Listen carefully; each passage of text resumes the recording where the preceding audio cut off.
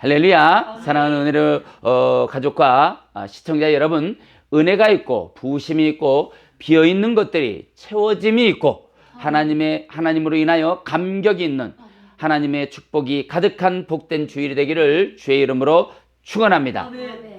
벌써 이제 한 해 끝이 다가왔습니다. 올해를 시작할 때 어떤 마음으로 시작했는지 돌아보면서 실패한 것, 잃어버린 것에 너무 연연하지 말고 소망을 가지고 남은 시간을 소망 중에 축복의 시간으로 채워가기를 주의 이름으로 축원합니다. 따라서 합시다. 예레미야에게 임하신 하나님. 네. 이제 어떻게 해야 될까요? 자기 이름을 넣어서 시작. 정미에게 임하신 하나님. 할렐루야. 한 번만 더 시작. 정미에게 임하신 하나님. 네, 오늘 그런 역사, 그런 은혜, 임하시는 하나님의 그 축복이 여러분 안에 충만하기를 주의 이름으로 축원합니다. 오늘 본문의 배경은 갈대아 민족인 바벨론이 침략해 왔고, 이미 바벨론의 군사들은 유다의 왕궁을 포위하고 점점 좁혀오고 있는 상황이었어요. 이제 풍전등화, 바람 앞에 놓인 등잔불과 같은 위태로운 유다 민족들은 이제 어찌해야 될지를 모르고 있을 때 예레미야는 하나님의 명령에 따라서 이제 유다는 바벨론으로 포로로 끌려갈 것이다. 그리고 유다 왕 시드기야 왕 또한 포로로 끌려갈 것이다. 그리고 70년 동안 포로의 삶을 살게 될 것이고 다시 돌아와서 이제 다시 하나님이 유다를 회복시킬 것이다 라는 예언의 말씀을 계속 선포하는 거예요.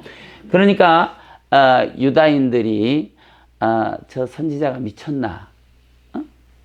지금 하나님이 유다를 지킬 것이고 유다가 이 어려움에서 통과할 것이고 돌파할 것이고 이렇게 말을 해야지. 그렇잖아요. 아니 포로로 끌려간다니 저기 입이 열린 입이라고 함부로 말을 하나 막 그래서 돌을 던지고 그렇게 눈물의 삶을 산 예레미야의 오늘 모습이 오늘 나오는 거예요. 자, 그렇게 예언을 하니까 왕으로부터 미움을 사서 왕궁의 감옥에 갇힌 상태가 오늘 이 예레미야의 상태였어요. 그런데 따라합시다. 예레미야에게 임하신 하나님. 예레미야에게 임하신 하나님. 할렐루야.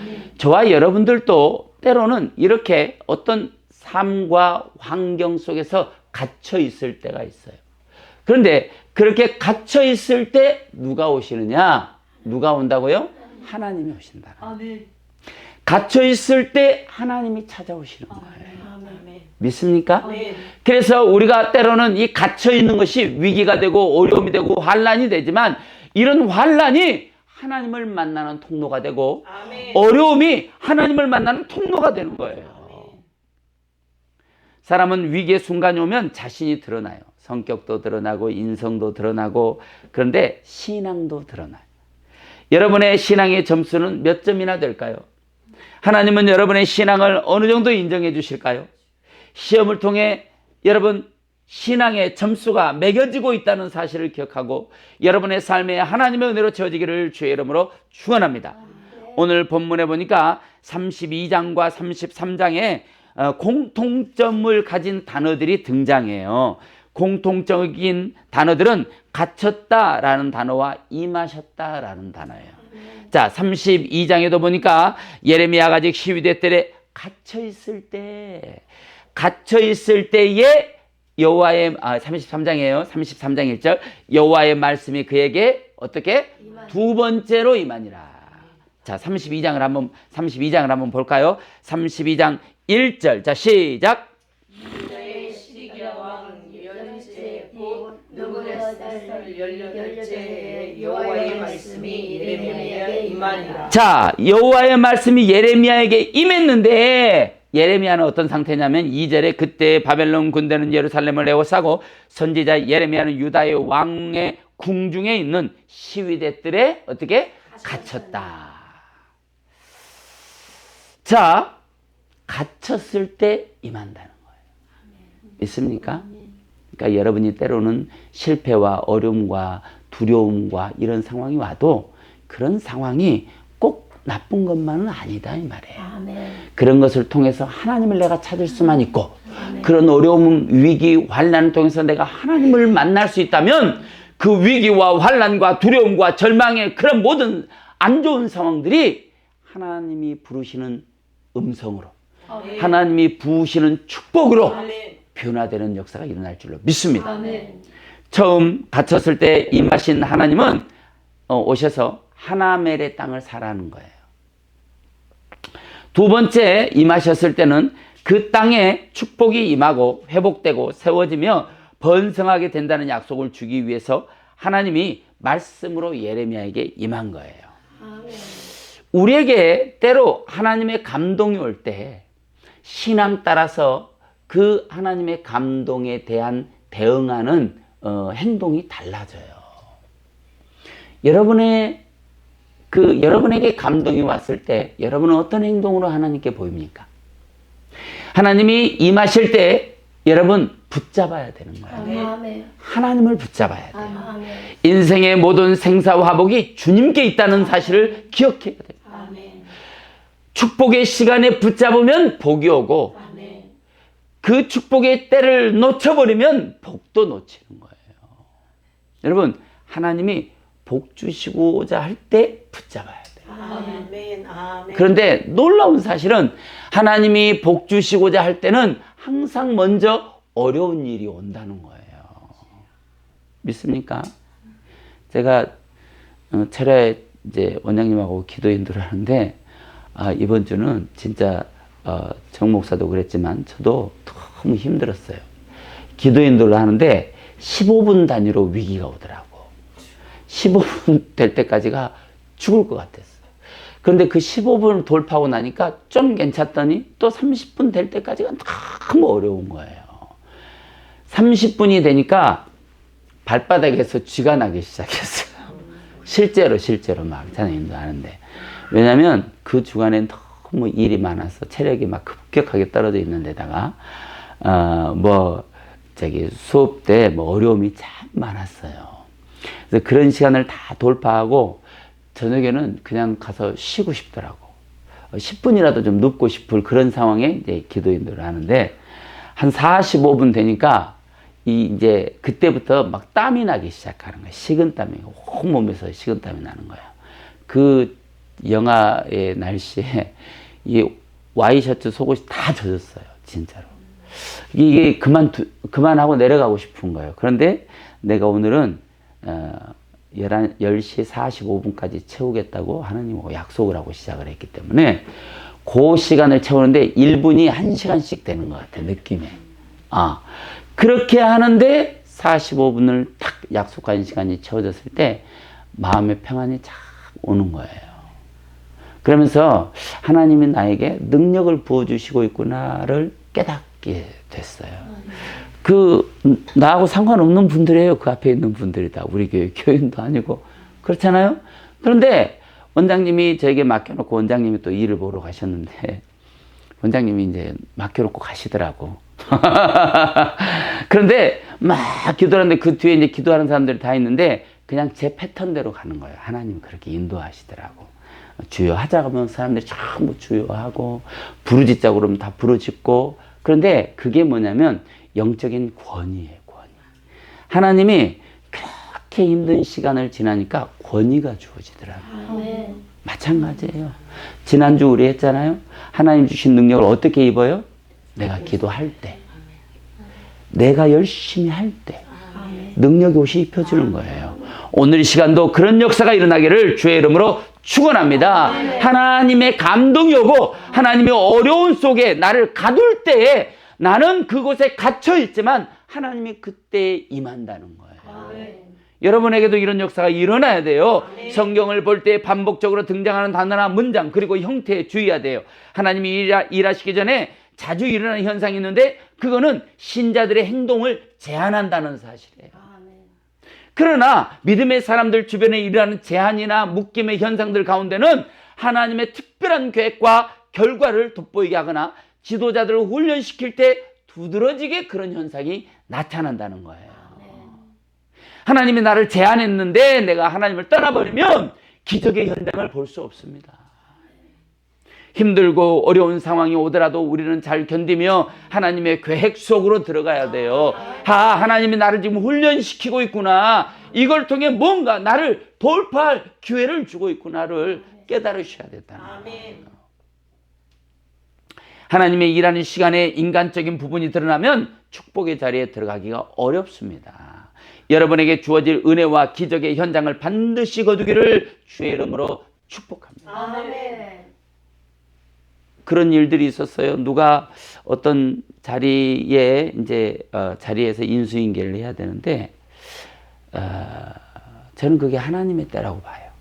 그래서 그 일을 이렇게 진행하는데 어떤 분들이 자꾸 인간적인 방법으로 막 이렇게 이 사람 저 사람에게 다 전화하고 그래서 그걸 막 흐리게 하는 거예요.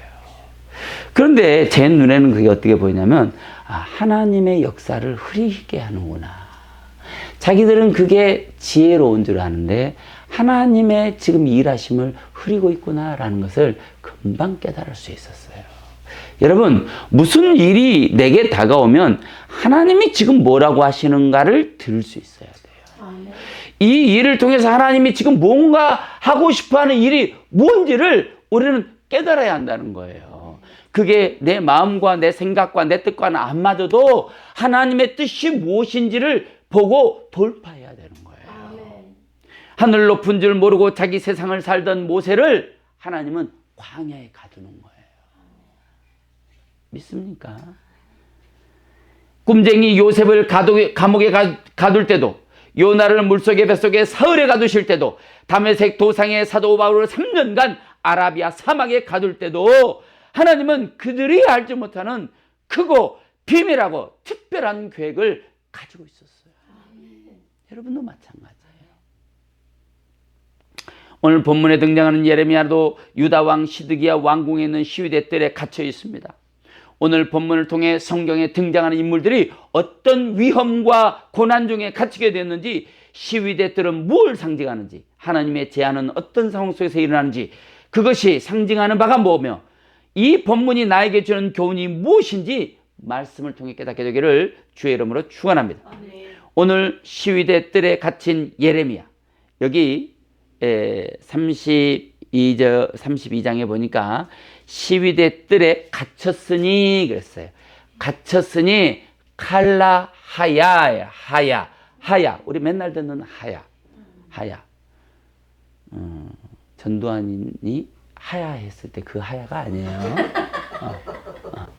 그 하야는 내려가는 하야고 우리는 지금 현재 나의 상태를 말해요.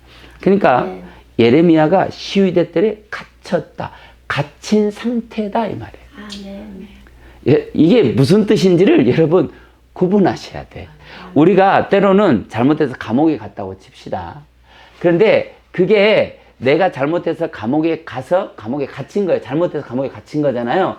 그런데 성경은 어떻게 보냐면 그냥 감옥에 갇힌 상태다 이 말이에요. 이해가 됐습니까? 여러분이 뭐 어려움이 왔어요. 환난이 오고 막힌 상태에 왔어요. 그런데 성경은 막혔다 이렇게 보지 않고 막힌 거라고 보지 않는다는 거예요. 그냥 막혀 있는 상태다 이 말이에요. 이게 무슨 얘기예요? 막힌 상태면 그냥 나오면 되는 거예요. 이해가 됐습니까? 막혔으면 막혀 있는 거예요.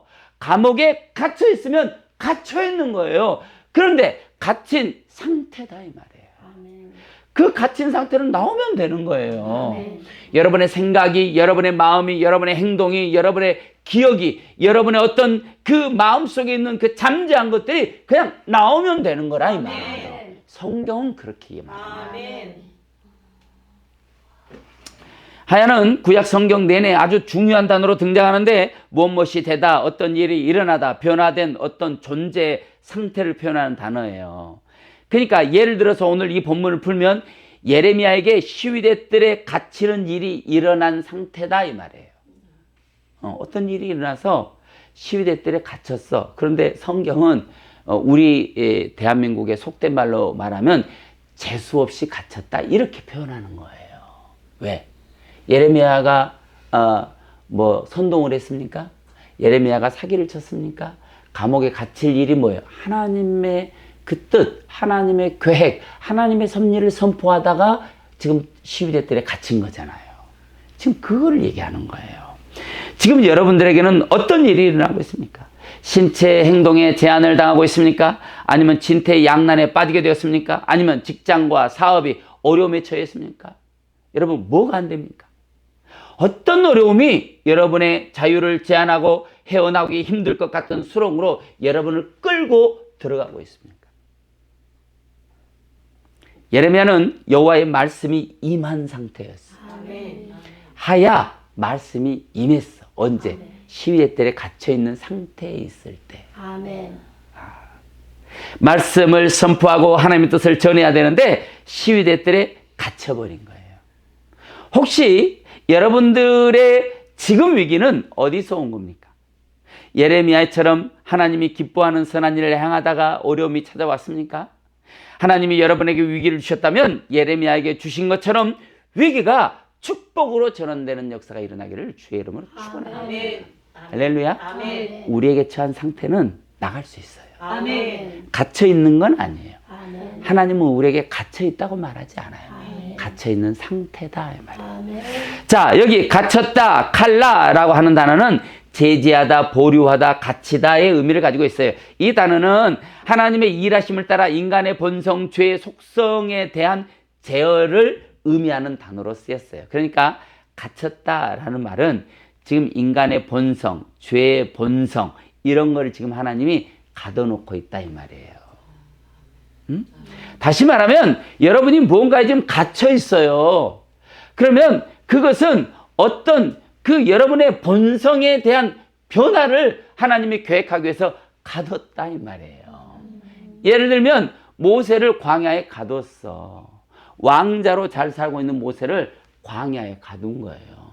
그게 뭐예요? 모세의 본성, 죄의 본성, 성품, 인성, 인격, 자질 이런 거를 하나님이 개선하기 위해서 지금 광야에 갖다 놨다 이 말이에요. 갇혔다라고 말하지 않고 갇힌 상태다 이 말이에요. 모세가 지금 광야에 갇힌 상태다 이 말이에요. 여러분이 지금 어떤 상태에 있습니까? 어떤 상태에 있는지를 돌아볼 줄 알아야 돼. 아, 지금 내가 어디에 와 있지? 하나님은 이걸 통해서 뭘 원하시는 거지? 이걸 알아야 돼요. 아멘. 내가 힘들고 어렵다고 그거를 팽개치고 나와버린다면 거기에서 하나님이 나를 훈련시키는 거거든요. 김노기 목사님의 어떤 그 목회 방침에 나를 딱 끼워서 나를 훈련시키는 거예요. 여러분 이해하셨습니까? 그런데 다리에 지났다가 지났어 나 내려갈게 하고 나와. 막 마이크를 잡고 막 열심히 하는데 여기 지가 나더라고. 이게 펴져야 되는데 안 펴지는 거야. 그리고 마이크를 옮겨 잡고 이걸 막 이제 펴려고 하는데 이게 잘 안 돼. 그렇다고 해서 잠깐만 나 나갔다 올게 하고 나가면 되겠냐 이 말이야. 훈련이 돼. 그런 원장님이 나한테 준 기회를 통해서 내가 정말 그 기회가 거의 대부분 전화위복이 됐어요. 아멘. 여러분도 그런 기회가 담임이 그렇게 살면 여러분도 그렇게 살게 됐어. 그런데 그런 위기가 올 때 포기하면 안 된다니까. 아멘. 사람이 죽지는 않아요. 무슨 일이 와도. 죽을 것 같은 상황은 와. 그렇지만 그걸 돌파하잖아요. 능력의 옷이 입혀지는 거예요. 아멘. 그렇게 되기를 주의 이름으로 축원합니다. 아멘. 예레미야 32장 2절과 예레미야 33장 1절에 시위대 뜰에 갇혔다라는 말을 하나님이 두 번 해요. 두 번. 자, 성경에 어떤 문장 속에서 같은 단어가 연속해서 나오잖아요. 그러면 이거는 하나님의 확증이라고. 아니, 아멘. 유대인들의 정서가 그래, 정서. 이게 예레미야를 32장에 가뒀다고 하고 33장에 갇혔다라고 말. 두 번 나와. 그럼 이건 하나님이 가뒀구나라고 딱 유대인들은 정서적으로 성경을 그렇게 봐요. 아멘. 그게 맞는 것이고. 아멘. 그게 성경을 푸는 방식이에요. 그런데 지금 예레미야가 왕의 그 뜻에 반하는 예언을 해서 갇혔어요. 이게 팩트잖아요. 그런데 성경은 어떻게 보냐면 하나님이 그 모든 바벨론의 어떤 그 전쟁 속에서 예레미야를 보호하기 위해서 지금 갇힌 상태로 두는 거예요.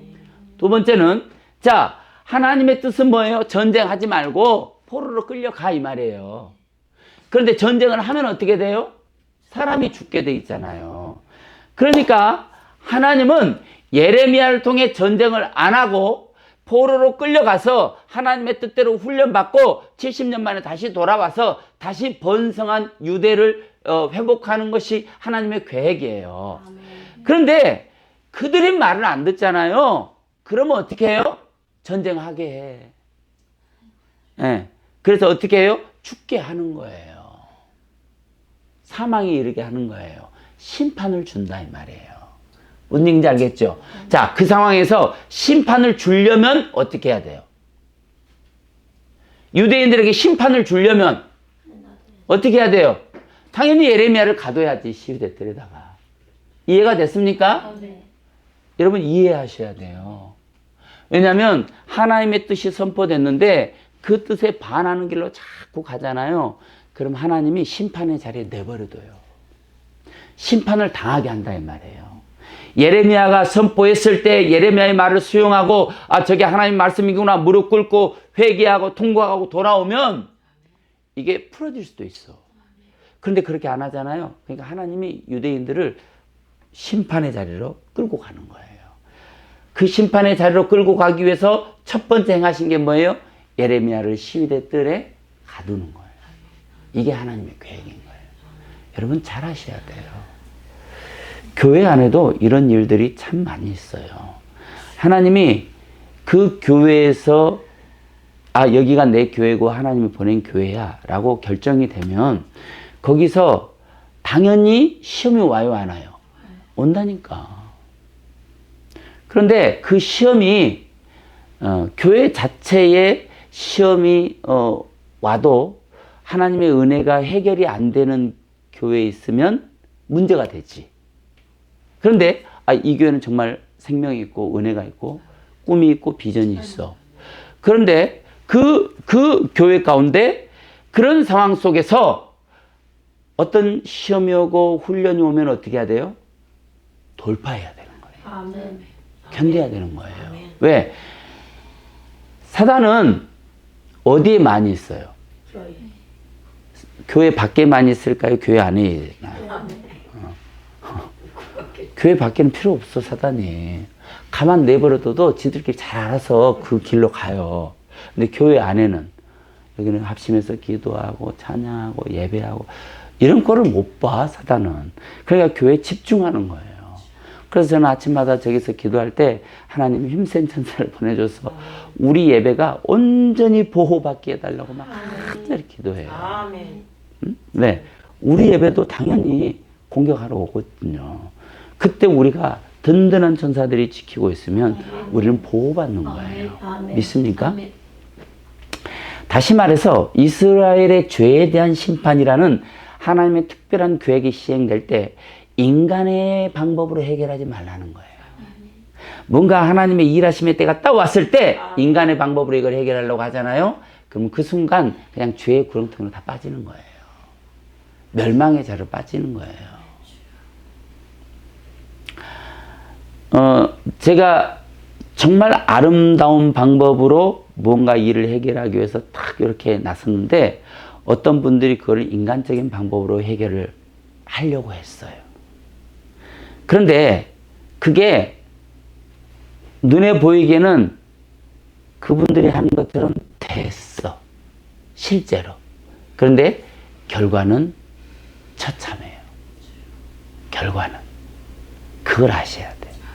뭔가 인간적인 방법으로 해결이 됐어. 이야, 됐구나. 그것 때문에 더 힘들어. 그만큼. 성경에 환난이라는 단어가 있어요. 환난.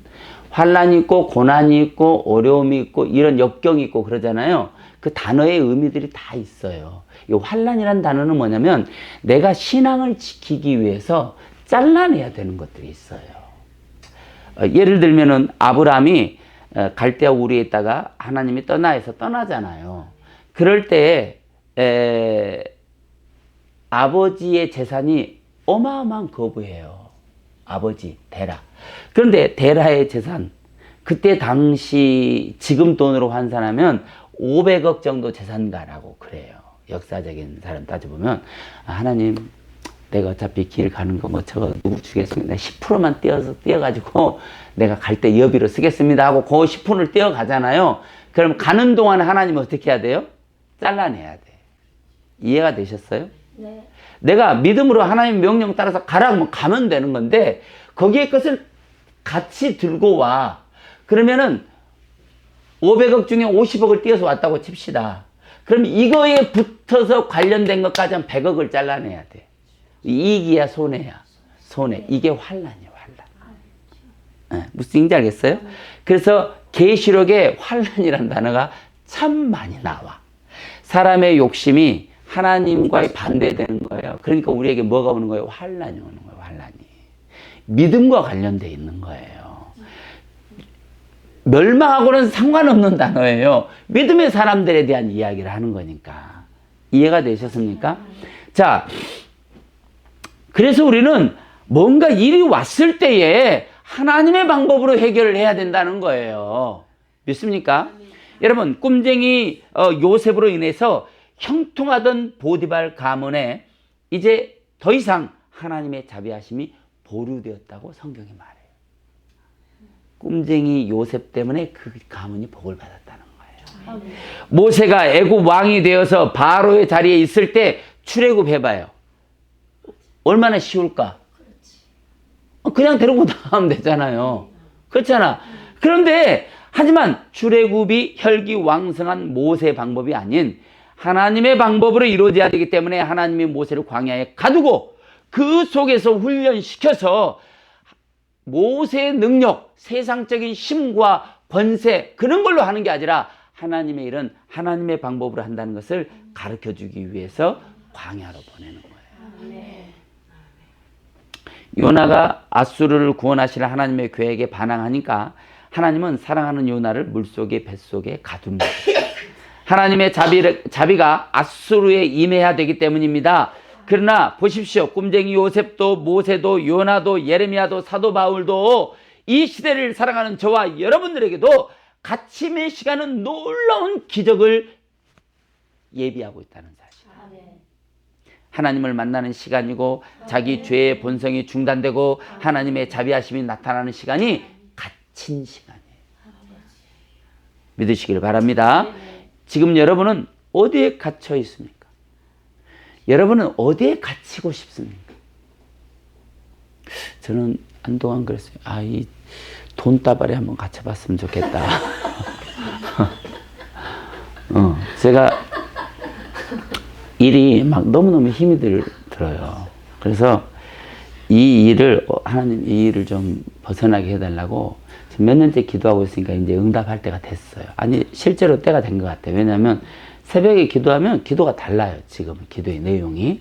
이게 때가 됐구나 하는 거를 기도하면서 내가 느끼는 거예요. 그런데 이 일이 너무 힘든데, 교회도 해야지, 구역도 맡아야지, 실사원에서 뭐 높은 자리도 맡아야지, 이게 하다 보니까 진짜 세밀하고 디테일하게 관리할 수 있는 시간이 없는 거예요. 그래서 이 세상 일만 좀 안 했으면 좋겠더라고. 그러면 이걸 안 할 수 있는 건 돈다발인데, 하나님 이 돈다발 좀 줘봐요 하고 막 기도를 이제 하는데, 거기에는 감동이 없어. 그 감동이 오면 얼마나 좋겠어요. 이게 하나님 역사구나. 뭔가 이제 돈다발에 오겠다. 이렇게 생각할 텐데, 그게 감동이 없는 거야. 이건 아닌 거지, 방법이. 그런 기도가 되더라, 이 말이에요. 어차피 갇히려면 돈다발에 갇히면 얼마나 좋겠어요. 하나님 일도 마음대로 하고. 그쵸? 그런데, 어차피 갇힐 거라면, 하나님의 계획 속에 갇혀야 돼요. 그리고 거기에서 하나님의 자비를 구하고, 그런 어려움 속에서 하나님을 만나기를 구하면은요, 그 갇혀 있는 시간은 하나님이 일하시는 시간이에요. 아멘. 그 갇혀 있는 시간은 축복과 기적의 시간이 되는 거예요. 아멘.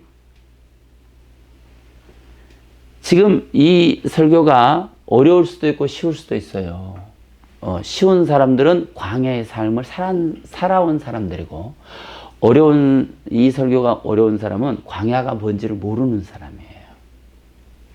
자, 시위대 뜰에 갇힌 예레미야에게 여호와의 말씀이 임합니다. 32장 8절 읽어봅니다. 32장 8절. 8절. 자, 시작.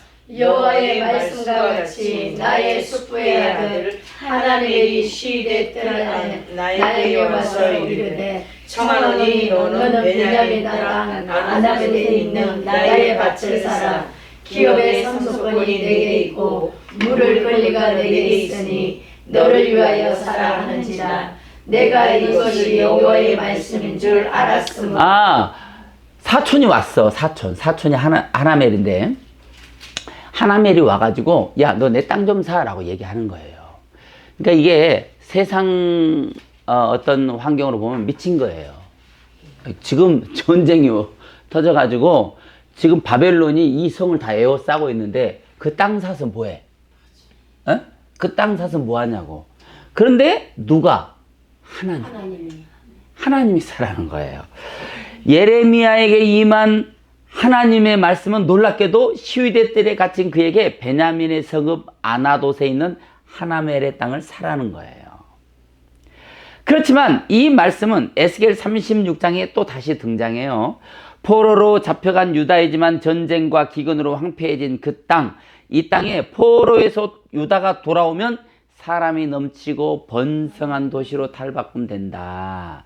이게 우리 교회에 올해 주신 말씀이었거든요. 그 황폐한 땅이 에덴 동산과 같이 될 것이다. 양무리의 숫자처럼 사람들이 모여들 것이다. 아멘. 이것이 우리 교회에 주신 약속의 말씀이었어요. 그게 손바닥만한 구름 7조각이 나타난 것처럼 우리 교회에 그런 징조가 지금 보여지고 있다는 거 아닙니까? 그런 징조가 보여지면 현실로 나타나는 거예요. 여러분, 여러분이 기도할 때 저에 대해서도 기도를 많이 해주셔야 돼요. 제가 능력이 많아지면 많아질수록 누구에게 좋은 일이에요? 당연히 그렇죠. 그리고 여러분이 저를 위해서 기도해 주셔야 되는 거예요. 제가 이제 우리 인천 채플에서는 유명한 사람이 됐어요. 뭘로 유명하냐면 빼앗아 올 줄 모르는 사람으로 너무 유명해. 잘 빼앗기는 사람. 저는 무슨 일이 있을 때 둘이 무슨 어떤 게 어려움이 생기잖아요. 그럼 줘버려. 그럼 당신이 가져가세요. 예. 이런 일이 너무 많으니까 사람들이 목사님하고 일하면 힘들대. 왜? 줘야 되니까. 그렇잖아요? 그런데 그 준 것 때문에 복이 오더라는 것을 이제 사람들이 알게 되기 시작해요. 여러분 믿습니까? 내가 빼앗아 오는 거, 물론 좋지. 어떤 목사님 나한테 와서, 목사님 왜 그래? 왜 줘? 목사님이 주면 우리가 힘들잖아. 왜 주는 거야? 말이 맞아요, 안 맞아요? 맞지. 근데 하나님의 방법은 줘. 줘, 이 말이에요. 그런데 여러분, 그 준 것이 능력이에요. 믿으시길 바랍니다. 준 것이 능력이 되어서 돌아오는 거예요. 이걸 여러분들이 깨달으셔야 돼. 세상 사람들하고 부딪혀서 빼앗아 올 거 없어요. 굳이 빼앗아 올 거 없어요. 그걸요, 세상에서 얻을 수 없는 거는요, 하나님이 주셔요. 그래서 우리가 예수 믿는 줄 알고 예수 믿는 믿음의 사람이라면은 그냥 어쩔 때는 때로는 빼앗겨 줄 때도 있어야 되는 거예요. 뭘로? 믿음으로. 믿음. 여러분 안에 믿음이 있지 않습니까? 여러분 안에 예수 그리스도의 이름의 능력이 있지 않습니까? 그런데 그걸 왜 못 쓰느냐? 손해본다고 생각하니까 능력이 안 나타나는 거예요. 하나님, 내가 하나님을 믿고 이거 포기하고 주님의 영광을 그냥 챙길게요. 이러면 하나님이 어떻게 그 사람을 축복을 안 해줄 수 있겠어요? 우리는 이런 능력을 가져야 돼요. 세상에서 똑똑하고 잘났다고 말하고 이런 능력 말고 우리가 믿음을 가지고 하나님을 믿는 믿음으로 그런 일들을 다 해낼 수 있는 그런 능력이 오늘 이 시간 저와 여러분에게 함께하기를 주의 이름으로 축원합니다. 놀랍게도 여기 하나멜의 땅 사라고 그랬잖아요. 하나멜이란 단어는 하나님은 은혜로우시다라는 의미를 가진 단어예요. 그러니까 하나멜의 땅을 산다는 것은 결국 뭘 사는 거예요? 하나님의 은혜를 산다 이 말이에요. 저와 여러분에게도 가장 필요한 것은 그야말로 하나님의 은혜인 줄로 믿습니다. 지금 예레미야에게도 가장 필요한 게 뭐예요? 은혜요, 은혜, 하나님의 은혜. 에스겔 36장의 예언처럼 우리가 구하는 은혜가 없고 말씀이 없고 생명이 없고 은혜로우신 하나님의 자비가 우리에게 없다면 에스겔 37장의 마른 뼈의 심판이 그대로 우리에게 와버리는 거예요. 예레미야 33장에 하야라는 단어는 총 8번 나오는데 그 중에 와우 계속법으로 쓰여진 게 4번이 나와요. 4번. 와우 계속법. 이 와우 계속법 우리가 몇 번 했으니까 오늘 넘어가도록 합니다. 그런데 여기 1절에 32장 1절에 하야라는 단어가 등장하는데 이만이라 하야예요. 이게 와우 계속법으로 사용됐어요. 자, 와우 계속법으로 사용됐는데 칼 완료형으로 사용됐어요. 이게 무슨 뜻이냐면 여호와의 말씀이 임하면 예레미야나 그 말씀에 영향력이 있는 곳에는 어떤 일이 일어나는지에 대해서 이 칼 완료형으로 표현하고 있는데 놀랍게도 이 32장 9절까지 와우 계속법으로 칼 완료형으로 사용된 단어가 5개가 나와요. 이 5개 단어만 보면 하나님이 어떻게 일하실 건지 우리가 감이 잡히는 거예요. 자, 6절에 라파라는 단어가 있어요. 낫게 하다라는 단어. 7절에 슈브라는 단어가 있어요. 회개하고 돌아오게 하다라는 뜻이에요. 7절에 바나라는 단어는 세워주겠다라는 거예요. 8절에 샬라흐, 죄를 사할 것이다 라는 거예요. 9절에 하야, 여호와의 그 약속의 성읍이 되면, 하나님이 보는 성읍이 되면 그런 의미를 가지고 있어요. 자, 9절에 보니까 내 숙부의 아들 하나멜의 아나돗에 있는 밭을 사는데 은 17개를 달아주되 그랬어요. 그러니까 이런 단어 중에 33장 9절을 봅시다. 33장 9절을 보니까 이 성읍이 세계 열방 앞에서 나의 기쁜 이름이 될 것이며 찬송과 영광이 될 것이요 그들은 내가 이 백성에게 베푼 모든 복을 들을 것이요 내가 이 성읍에 베푼 모든 복과 모든 평안으로 말미암아 두려워하여 떨리라. 이 성읍이 세계 열방에서 나의 기쁜 이름이 된다는 거예요. 아멘. 어떻게 될 때? 자, 6절에 라파, 아멘. 돌아오면 낫게 하고, 아멘. 슈브, 하나님 앞으로 회개하고 돌아오면, 아멘. 7절에 바나, 세워진다 이 말이에요. 아멘. 그리고 8절에는 그렇게 세워지면 그 세워진 사람들의 죄를 어떻게? 사해준다. 아멘. 우리의 영혼이 하나님 앞에 돌아와서 하나님 앞에 회개하고 돌아오면 하나님이 나를 낫게 치료해주고 세워줄 거고 죄를 사해줘서 이 성읍이 하나님의 기쁨이 되게 할 거라는 약속의 말씀들을 와우 계속법 칼 완료용으로 사용했다 이 말이에요. 1절부터 33장 1절부터 9절까지 수많은 단어가 있는데 그 중에 와우 계속법 칼 완료용으로 쓴 이 5개 단어가 하나님의 마음을 표현한 단어들이다. 아멘. 그래서 6절에 보니까 33장 6절에 보니까 그러나 보라 내가 이 성읍을 치료하며 고쳐서 낫게 하고 평안과 진실이 풍성함을 그들에게 나타낼 것이며 그랬어요. 지금 제가 예화로 들었던 말들이 지금 이 단어, 이 6절하고 똑같은 거예요. 평안과 진실, 그리고 그 진실로 인한 풍성함. 아멘. 할렐루야. 아멘. 우리는 믿음의 진실함을 가져야 된다. 아멘. 사랑하는 여러분, 혹시 병든 땅이 있습니까? 여호와 하나님이 땅을 치료하시기를 원하십니다. 아멘. 땅이 병이 들면 소돔과 고모라처럼 하나님의 심판이 있는데 어떻게 땅이 병이 들까요?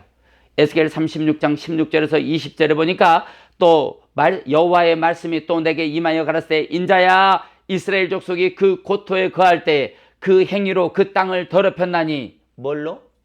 행위. 죄의 행위를 지면 뭐가? 땅이 더러워진다. 그 땅을 더럽혔나니 나 보기에 그 소위가 월경 중에 있는 여인의 부정함 같으니라. 그들이 땅 위에 피를 쏟았으며 그 우상들로 더럽혀졌으므로 내가 분도를 그 위에 쏟아 그들의 행위대로 심판하여 각국에 흩으며 열방을 해쳤더니 그들이 이른바 그 열국에서 내 거룩한 이름이 그들로 인하여 더러워졌나니 곧 사람들이 그들을 가리켜 이르기를 이들은 여호와의 백성이라도 여호와의 땅에서 떠난 자라 하였음이니라. 사람의 죄가 땅을 더럽게 한다는 거예요. 결국 땅이 더러우면 하나님이 심판한다는 거예요. 믿습니까? 그러니까 여러분들이 사는 곳, 여러분들이 사는 삶의 그 땅들에서는 죄를 범하지 않기를 바랍니다. 아니, 모든 곳에서 안 해야 되지만 그래도 적어도 그러면 거기에 하나님의 자비도 없고 하나님의 은혜도 없고 하나님의 긍휼도 없고 하나님의 복도 없고 그렇게 되는 거예요. 사람들의 죄가 그 땅을 더럽게 한다는 것입니다. 그렇게 더럽혀진 땅을 심판하지 않을 수 없다는 거예요. 그렇지만 하나님의 은혜가 임하고 그 백성들이 은혜 안에 거하면 본문 9절의 말씀처럼 하나님의 기쁨의 땅으로 변화될 것이라는 거예요. 믿습니까? 지금 여러분이 안식하고 있는 그 땅은 안녕하십니까? 여러분이 눕고 일어서고 살아가고 있는 그 땅은 거룩합니까?